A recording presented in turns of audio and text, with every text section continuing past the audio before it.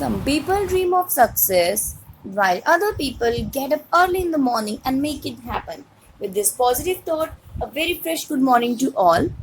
But before going further, let me remind you one more time. Please do like and subscribe my channel so that you will get the notification for upcoming one. And for queries, please comment me in comment box. We are looking so many things around us. Likewise, water, milk, honey, sand, and many others. This milk is so pure, ma'am. This water is very pure. But why? Everything is being sold is being so pure. So, what does the meaning of this word pure in actual sense? What does scientist means by saying this word pure? So, let us find out the answer for this question. Without knowing the meaning of this word pure, we cannot say that something is pure. So, in fact, we are starting with the next chapter, chapter number 2. The name of the chapter is Matter Around Us Pure? In this chapter, first of all, we should know the meaning of two words. First one is matter, which we have already discussed in the previous chapter, and the second word is pure. What is the meaning of this word pure in actual sense, and how the scientists are using this word pure? Like, if we are seeing the milk, it is completely smooth and white. So what does this mean? Is it a pure one? No, it does not mean the milk is pure. On which criteria we are differentiating the things in pure or impure substances? Let's take the example of sugar and take the sample of salt. If we see both the types of substances under a magnifying glass, we will find that the color, shape, and size of sugar particles, even each and every sugar particle, are same. But when we observe salt particles, we find out that there are different particles of different colors, different shapes and sizes. As we know that soil contains clay particles, sometimes small pebbles and dead insects are also present in the soil. So, sugar, which contains only one kind of particle, is considered as pure substance, and the sample of soil which contains other particles of different shape, size and color are known as impure substances. Basically, matter is divided into two parts: pure substances and impure substances. Pure substances are those substances which are made up of only one kind of particles. These particles can be atom or molecules. For example, like gold, silver, sodium, water, copper, aluminium are all examples of pure substances. On the other hand, impure substances, it's a kind of mixture which contain two or more than two kinds of particles. For example, we are having salt solution, sugar solution, even milk is not a pure substance. Seawater, our air in which we breathe. They all are the example of impure substances. Further, pure substances are having two categories: elements and compounds. Let us take first category, that is elements.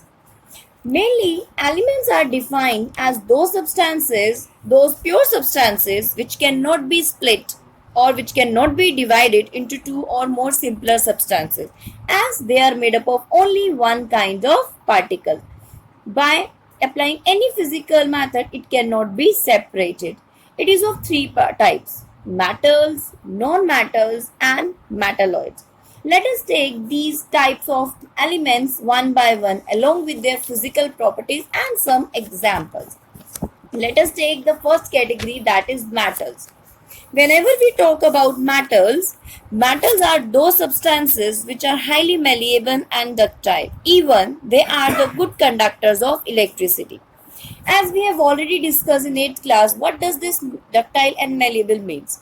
Ductility means these metals can be easily converted into thin wires, and malleability means they can be hammered into thin sheets. And these sheets are having more uses in our day-to-day life. For example, aluminium foil. They are used for packaging like chocolates, medicines, cigarettes. Ductility property is used in which the metals can be drawn or it can be spread into thin wires like copper and aluminium are used for electrical wiring. Some other properties of metals are they are having shining surface, it means they are lustrous. That's why they are used for making different jewelries. They are having high melting and boiling point, high density, and even their strength is so high. Metals are generally hard except two metals, that is sodium and potassium. These two metals are very soft in nature. Metals are generally solid in nature except one, that is mercury, which is liquid at room temperature. Metals are generally having high melting and boiling point, but again exceptional cases are there, that is sodium and potassium. They have low melting and boiling point. They are sonorous, it means they produces sound. That's why they are used for making instruments, musical instruments. They are having silver or grey color mainly, as you can see in the picture as well. But copper, it is having reddish brown color, and gold, which is present in yellow color. Now, let us take the properties of known metals, which are neither malleable nor ductile, even they are poor conductor of heat and electricity. They are having very dull surface. They do not have any shine, but one exception is there, that is iodine and graphite. They are having shiny, lustrous surface. Mainly, the non-metals are poor conductor of heat and electricity. But diamond is the non-metal which is a good conductor of heat, and graphite is the non-metal which is a good conductor of electricity. They are mainly brittle. They can be break easily. They are non-sonorous as they do not produce sound. They have low density. Even they exist in many different colors. They are having low melting and boiling point, except graphite, which is having high melting and boiling point. Mainly non-metal exists in all three states, solid, liquid or gas. We are having examples like bromine is a non-metal which is existing as liquid at room temperature. Hydrogen, oxygen, nitrogen, they are existing as gas. Carbon, sulfur and this phosphorus, they are existing as solid at room temperature. So we can say that non-metal existing in all three states. The next we are having metalloids. Yes, this is the third category of elements.